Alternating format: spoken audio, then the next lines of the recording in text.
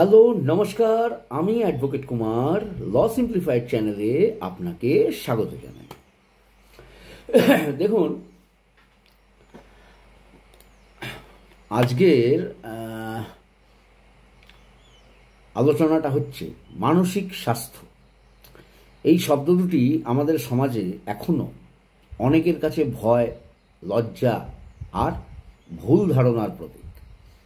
কিন্তু ভাবুন তো, যদি আইন নিজের ঘোষণা করে আপনার মানসিক সুস্থতা রক্ষা করা সরকারের দায়িত্ব। আজ আমরা আলোচনা করব ভারতের সুপ্রিম কোর্টের এক যুগান্তকারী রায় নিয়ে, যেখানে মানসিক স্বাস্থ্যকে মৌলিক অধিকার হিসেবে স্বীকৃতি দেওয়া হয়েছে। এই রায় শুধু আইনের বইতে নয়, কোটি কোটি মানুষের জীবন পরিবর্তন আনতে পারে। আপনি জানেন কি, বিশ্ব স্বাস্থ্য সংস্থার রিপোর্ট বলছে ভারতবর্ষে প্রতি 7 জনে একজন মানসিক স্বাস্থ্য সমস্যায় ভুগছেন। অথচ 70% মানুষ কখনো চিকিৎসা নেন না। ভয়, সামাজিক কুসংস্কার, আর আইনি সুরক্ষার অভাব। আজ সেই অভাব পূরণে এগিয়ে এসেছে সুপ্রিম কোর্ট। 2022 সালে একটি সামাজিক সংস্থা এনজিও সুপ্রিম কোর্টে একটি মামলা ফাইল করে। তাদের দাবি ছিল মানসিক স্বাস্থ্য রক্ষাকে সংবিধানে আইনে মৌলিক অধিকার হিসাবে ঘোষণা করা হোক। সরকার পক্ষ থেকে বলা হয় মেন্টাল হেলথ অ্যাক্ট 2017 আছে, কিন্তু সেটা মৌলিক অধিকার নয়। 1 বছরের শুনানির শেষে 2024 সালের মাঝামাঝি রায় ঘোষণা হয়।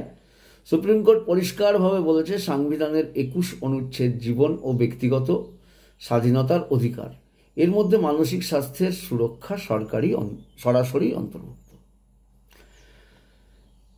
দেখুন, এই রায়ের অর্থ এখন মানসিক স্বাস্থ্য সুরক্ষায় ব্যর্থ হলে নাগরিক আদালতের দ্বারস্থ হতে পারেন।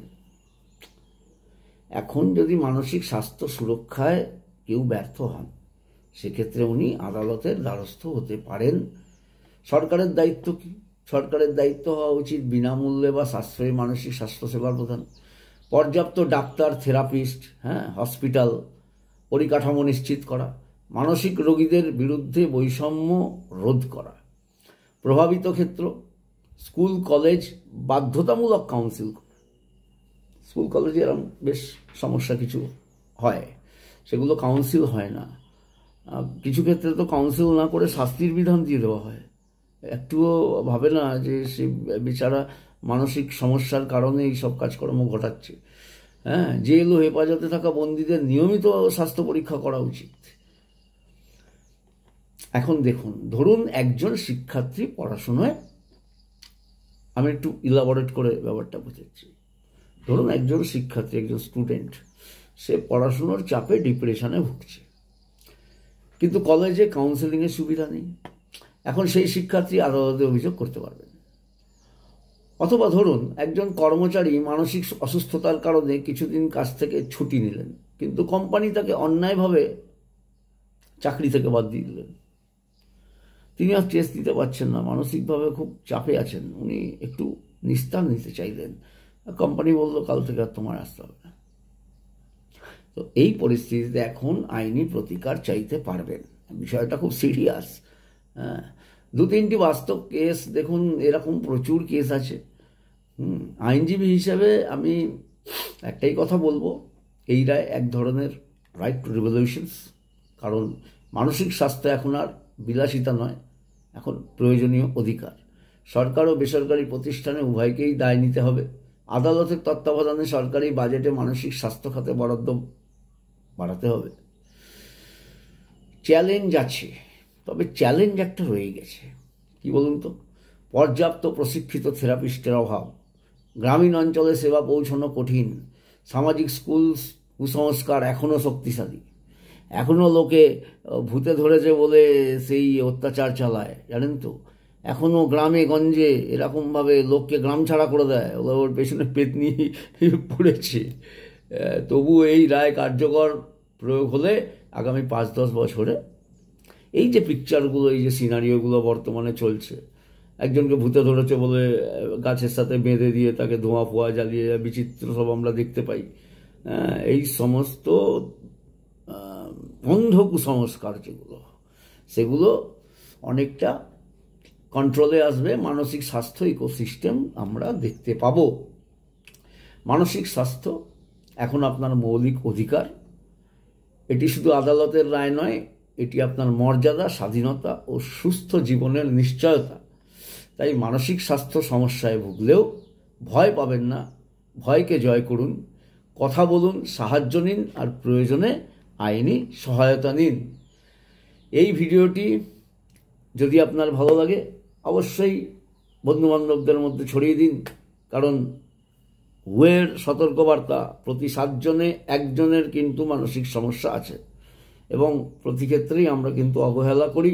আমরা কিন্তু কাউন্সিলের কাছে যাই না, নিজেদের মেন্টাল কাউন্সিলিং করাই না, ফলে সেটা দিনে দিনে বাড়তে থাকে এবং বাড়তে বাড়তে এমন একটা পর্যায়ে পৌঁছে যায় যে আপনার মানসিক সমস্যার দায়ভার আপনার ফ্যামিলির লোককে বহন করতে হয়। তারাও উদ্বিগ্ন থাকেন, তারা কষ্টে থাকেন, তারা জ্বালাতন ভোগ করেন। তো অতি অবশ্যই যদি ফিল করেন যে একটু অন্যরকম কিছু মনে হচ্ছে, মাথায় মগজে চলছে, দুর্বৃত্তগিরি চলছে, বা কিছু আপনি বুঝতে পারছেন না, খুব চাপ হয়ে যাচ্ছে, স্ট্রেস হয়ে যাচ্ছে, অবশ্যই অবশ্যই কোনো মানসিক ডাক্তারের কাছে যান, কাউন্সেলিং করান। কিচ্ছু ভয় নেই, ঠিক হয়ে যায় ওষুধ খেলে। ঠিক আছে?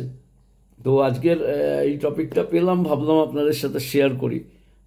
কারণ প্রত্যেকেরই জানতে হবে কি আছে না আছে। অনেকেই আমরা খুঁটিনাটো ব্যাপার স্যাপার জানি না বলে প্রতিবাদটুকু করতে পারি না। আপনার পাশ থেকে একটা বাচ্চাকে ভূতে ধরেছে বলে টেনে নিয়ে যাচ্ছে, আপনি কিচ্ছু করতে পারছেন না। আপনি চাইলে এখন থানায় অভিযোগ করতে পারেন, আপনি তাকে বাঁচাতে পারেন, আইন আপনার পক্ষ নেবে। অতএব আজকের আইনি আড্ডার এই ভিডিও এই পর্যন্তই। আশা করি আপনাদের ভিডিওটা ভালো লাগবে। আর ভয়কে জয় করুন, ভয়কে জয় না করলে কিচ্ছু করতে পারবেন না। CALTV অবশ্যই আবেদন করুন, বসে থাকবেন না, বসে থাকলেই বিপদ। আর যারা বাংলাদেশ আর ভারতবর্ষের আইনি নথি মানে নাগরিকত্ব ব্যবহার করছেন, ধরা পড়লে কিন্তু কোনো ছাড় নেই। অতএব খুব সাবধান, ভারতীয় নথিগুলো যত তাড়াতাড়ি সম্ভব সারেন্ডার করুন, CAতে অ্যাপ্লাই করুন। জয় হিন্দ, জয় শ্রীরাম, নমস্কার। দেখা হবে আবার আগামী ভিডিওতে। ভালো থাকবেন, সুস্থ থাকবেন, সতর্ক থাকবেন। নমস্কার।